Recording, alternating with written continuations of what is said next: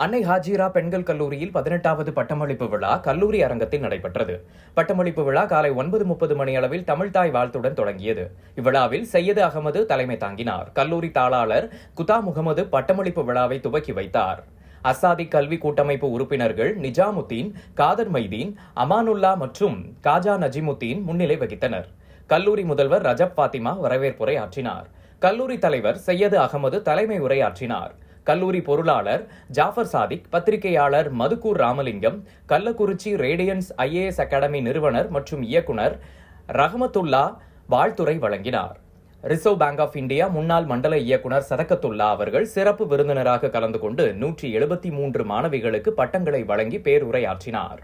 இவ்விழாவில் பெற்றோர்கள், பேராசிரியர்கள், உதவி அலுவலர்கள் மற்றும் மாணவிகள் கலந்து கொண்டனர். பல்கலைக்கழக தரவரிசை பட்டியலில் பொது தமிழ், கணினி அறிவியல், இயற்பியல், வேதியியல், ஆங்கிலம் மற்றும் வணிகவியல் துறைகளில் மொத்தம் 9 மாணவிகள் இடம்பெற்றிருந்தனர்.